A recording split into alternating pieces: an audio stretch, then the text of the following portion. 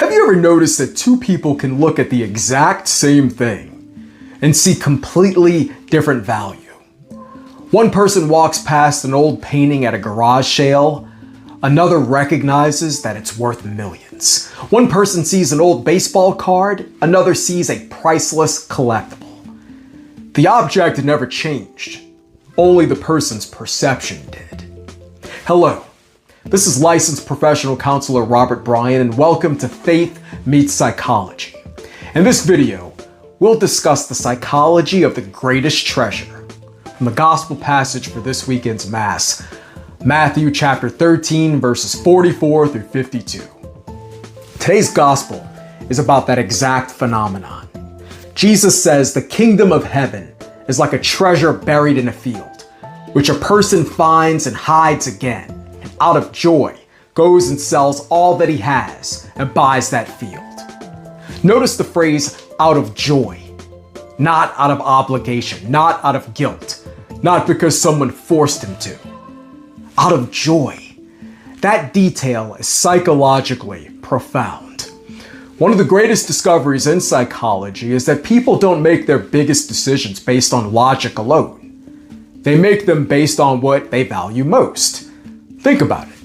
A college student will spend years studying because they value the degree. An Olympic athlete sacrifices comfort because they value the medal.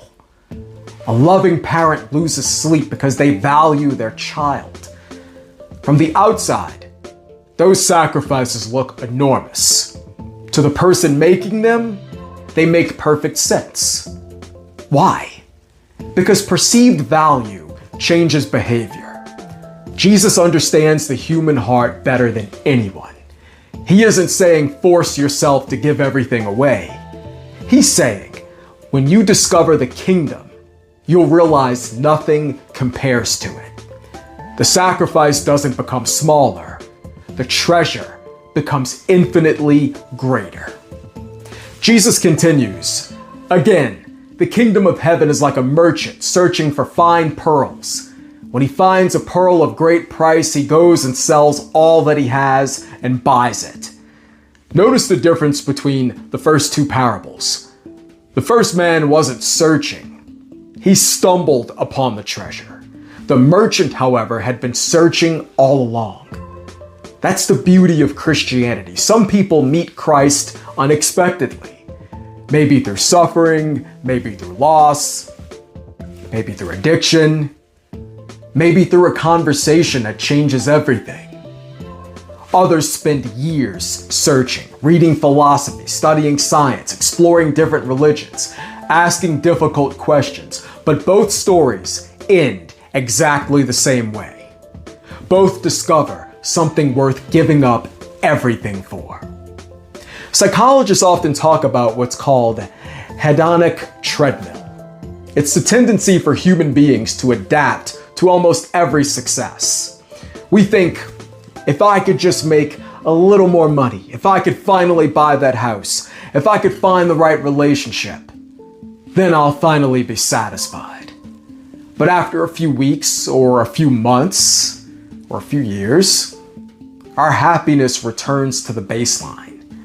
So we begin chasing something else. Jesus reveals why. The human heart wasn't made for temporary treasures. It was made for an eternal one. As St. Augustine famously wrote, our hearts are restless until they rest in you. Then Jesus changes the tone.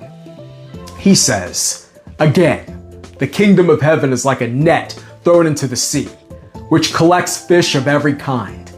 The fishermen gather the fish, the good are kept, the bad are thrown away. Then Jesus explains, thus it will be at the end of the age. The angels will go out and separate the wicked from the righteous.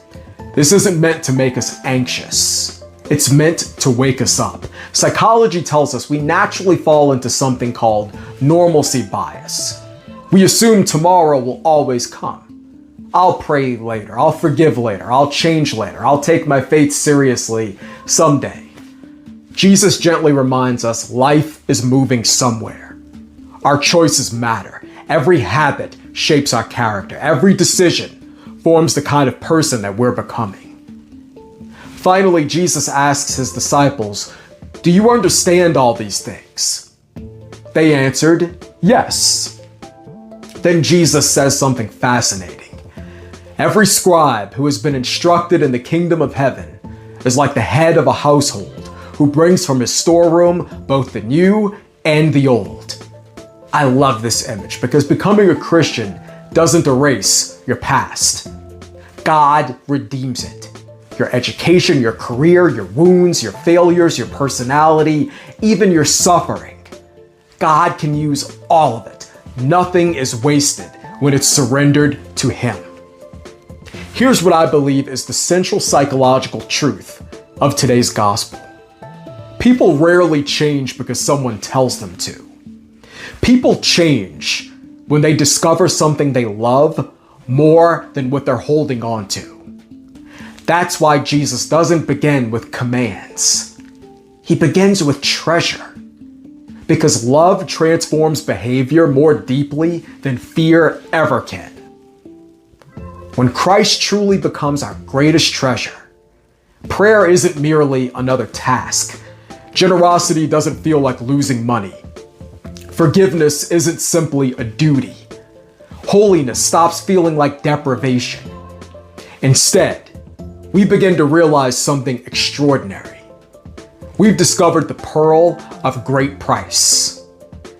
So let me leave you with one question. If someone looked at your calendar, your spending, your conversations, your priorities, what would they conclude is your greatest treasure? Because whether we realize it or not, our lives always reveal what we value most. Jesus isn't asking us to lose everything. Jesus is inviting us to discover something infinitely greater, the kingdom of heaven. The only treasure that can truly satisfy the deepest longings of the human heart. I look forward to seeing you in my next video. If you like this video, please remember to like and subscribe. Thank you.